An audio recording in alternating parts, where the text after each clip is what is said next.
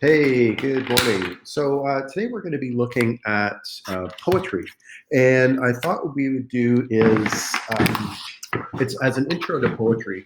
I thought we'd start by sort of seeing if you could think of a poem you know.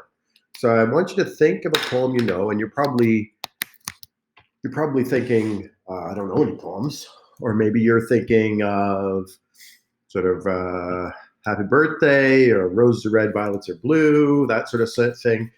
But I believe, in fact, that you know a whole ton of poems. You just don't realize it. And let me explain. Every song on the radio has lyrics, and those lyrics are poetry. And so, really, poems are sort of one of the most widely read things anywhere. We just don't realize it because there's music that goes with it. But in fact, there are so many songs that have really great lyrics. Some songs don't have great lyrics, but there are so many songs that have really great lyrics, and the people have thought really hard to make them poetry. And I'm going to give you a quick example. So this is a song that's actually, I think, number two in Canada right now. I actually have not even heard this song. I just looked up the lyrics. I saw it was on the list, and I looked up the lyrics. And it's called "Before You Go" by Lewis Capaldi. And I don't know if you know it, but let's take a look at some of the lyrics in this song. And this is actually a pretty intense song where I'm just going to zoom this in a little bit. Um, where he is talking to somebody, I believe, who has left. It's a relationship. The person has left, and he's worried or concerned that there should have been something more he could have done to help this person. So I don't know if this is like a friend or like a romantic relationship. I have no idea. But if you look at some of the lyrics, they're actually really it's really well written. So when you hurt under the surface like troubled water running cold, well, time can heal, but this won't. So, like troubled water running cold. I don't know if you know what that type of saying is when you use like, and he's comparing someone who hurts under the surface like troubled water running cold. Like means that this is a simile. He's comparing the hurt with the cold water. So and then he goes on to say, so before you go, was there something I could have said to make your heart beat better? If only I'd known you had a storm to weather. So he's rhyming better and weather. So before you go, was there something I could have said to make it all stop hurting? It kills me how your mind can make you feel so worthless. So this doesn't really rhyme very well, but a lot of songwriters will try and pronounce words so they sort of sound like they rhyme. But this is actually quite a well-written song. So I just pulled this off the internet very quickly. A lot of songs actually have really, really thoughtful lyrics. So I'm just going to show you a poem that you all know, I'm thinking. And this is the roses, ring around the rosy, pocket full of posies, ashes, ashes, ashes, we all fall down. So um, people, you're probably thinking, yeah, I've heard this poem, but what does it mean? Like, it's so confusing. And this poem is actually written about the Black Plague, which was a huge disease that went through Europe hundreds and hundreds of years ago. And because medicine was really bad back then, and sanitation was really bad, and they didn't understand, they didn't wear masks, or they didn't wash their hands, there was a lot of poverty. It spread a lot, and so the disease itself. What the way what the lines mean is this. So ring around the rosy. Well, people who got the Black Death, that was its official name. That was the nickname people gave it. Would get a rash, and it would look like a ring.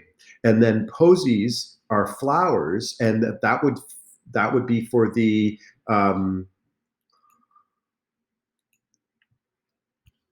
for the um,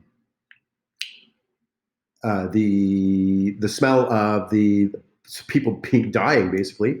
Ashes, ashes, cremation of the body, and we all fall down as death, basically.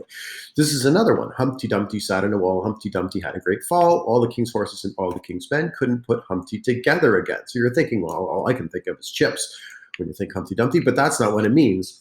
I wonder what it means. So Humpty Dumpty sat on a wall. Humpty Dumpty had a great fall. All the king's horses and all the king's men couldn't put Humpty together again. So this character that the poet is calling this is hundreds of years old, this poem, by the way. Humpty Dumpty is not meant to flatter the person. It's sort of making fun of. If you think of someone that you might call Humpty Dumpty, it doesn't sound like a flattering thing. So he's sitting on a wall, he falls off the wall, and he obviously can't put Humpty together again, meaning that he's fallen apart. He's not doing too well. And it's something to do with the king, right? So Humpty and the king have some sort of arrangement here. The king is trying to save Humpty, but he can't do it. So this is sometimes people have theories about what this poem was about. And I believe that people think that it's something to do with a monarchy, a king who was really corrupt and believed he was better than everybody. And then all of a sudden, he didn't literally fall off a wall. He wasn't actually climbing on a wall and fell down and died. This is a metaphor, which means it's referring to some sort of fall that he had that was probably a fall in character or a fall in grace, or people all of a sudden stopped liking him for some reason. No matter what the king tried to do, they couldn't save him. So something happened and they couldn't save him. So that's just another very famous poem.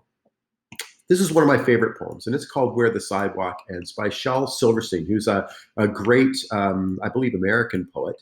And he's just got a lot of great insight. And I want you to think about what this poem might mean as I read it. So there is a place where the sidewalk ends and before the street begins. And there the grass grows soft and white, and there the sun burns crimson bright. And there the moonbird rests from its flight to cool in the peppermint wind. Let us leave this place where the smoke blows black, and the dark streets winds and bends, past the pits where the asphalt flowers grow. We shall walk with a walk that is measured and slow, and watch where the chalk white arrows go to a place where the sidewalk ends. Yes, we'll walk with a walk that is measured and slow, and we'll go where the chalk white arrows go, for the children they mark, and the children they know the place where the sidewalk ends. So he's referring to this place where the sidewalk ends. So when I was looking at this poem, I'm thinking, well, where does the sidewalk end? Well, the sidewalk ends in the outskirts of town, and usually it ends at wilderness, or it ends in a place where there's no buildings or no pollution, there's no traffic. So I think that Shel is trying to show that we need to get back to this idea of grass grows soft and white, the sun burns crimson bright, the moonbirds rest from flight to cool in the peppermint wind. He's trying to create this beautiful place in nature. And he's suggesting in the second paragraph or stanza here that maybe we need to get away from the pits where the asphalt flowers grow. That's asphalt flowers are flowers that crack through the asphalt and try and grow through the asphalt, but the asphalt is sort of pushing them down. And we're walking with a walk that is measured and slow. In other words, we're taking our time. I like this image of the chalk white arrows, because there's arrows on the sidewalk pointing towards where the sidewalk ends, to this beautiful place here. But who wrote these chalk white arrows? Well, who writes with chalk on pavement? And when I read this, I'm thinking, well, children do, of course. And so in the last stanza, we show that it says, for the children they mark, and the children they know the place where the sidewalk ends. So the children are showing us how to get back away from this crazy, polluted city, back to nature, back to peace. And I think that's what this poem is sort of getting towards, that we have to listen, we have to slow down, we have to listen to children, because they're the ones that point us in the right direction. And that's sort of a great poem, especially as from a teacher's point of view. I think that has a lot of meaning. So here's another one that I quite like. And this is called I Can't Write a Poem. Right? Because sometimes teachers ask kids to write poems, and kids are like, I don't know how to write a poem. Well, this is called I Can't Write a Poem. Forget it. You must be kidding. I'm still half asleep. My eyes keep closing. My brain isn't working. I don't have a pencil. I don't have any paper. My desk is wobbly. I don't know what to write about. And besides, I don't even know how to write a poem. I've got a headache. I need to see the nurse. Time's up. Uh-oh. All I have is this dumb list of excuses. You like it? Really? No kidding? Thanks a lot. Would you like to see another one? This is by a fellow named Bruce Lensky. So this is just a creative poem that basically it's just excuses, right? It's just excuses for not being able to write a poem. So for homework today, what I want you to do is you're going to be writing your own poem like this, but it's got a different theme. And when you open up the file that I've got for you, you'll see what the theme is, but it's the same sort of deal. All you're doing is writing excuses one after the other, but I'm going to show you in a bit what that is all about. Okay, this is another fun one called My Teacher Took My iPod. My teacher took my iPod. She said they had a rule. I couldn't bring it to class or even to the school. She said she would return it. I'd have it back today. But then she tried my headphones on and gave a click on play. She looked a little startled, but after just a while, she made sure we were occupied and cracked a wicked smile. Her body started swaying, her toes began to tap, and soon she was grooving in her seat and rocking to the rap. My teacher changed her mind. She did it's now okay to bring my iPod into class. She takes it every day. So this is just a funny poem basically showing that the teacher is taking the kid's iPod so that they can listen to the music. Okay, so that's just a little quick introduction to poems. I have a little assignment to go with it, and I'm looking forward to seeing all the creative stuff you guys see. Thanks.